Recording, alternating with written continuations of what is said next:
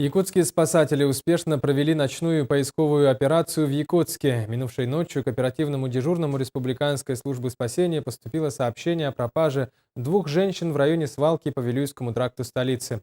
Немедленно на место выехала группа спасателей, вместе с ними наш специальный корреспондент Афанасий Николаев.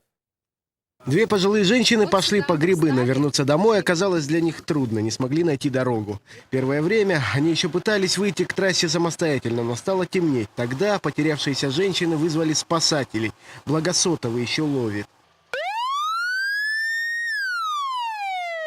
Дежурная смена спасателей разделилась на две группы. Пешая ведет поиск от точки, откуда заблудившиеся вошли в лес. Группа на вездеходе идет глубже в тайгу и использует громкоговорители.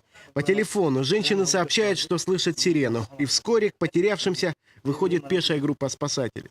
Только что спасатели передали, что услышали голоса потеряшек. И сейчас давайте послушаем эфир, может какая-то еще информация поступит. Тимур, выйди на связь. Нашли, погоди.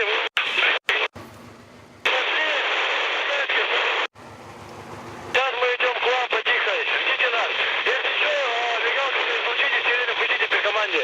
Женщины замерзли и устали. Из-за дождя они даже не смогли развести костер. Спасатели эвакуируют их к родственникам. Не замерзли? Замерзли, промокли, устали, падали.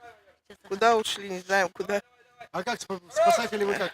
Крики услышали? Крики и фонари услышали, и прямо радостно сразу стало. Ой, как страшно. Не дай бог никому этого. Афанасий Николаев, НВК «Саха», Якутск.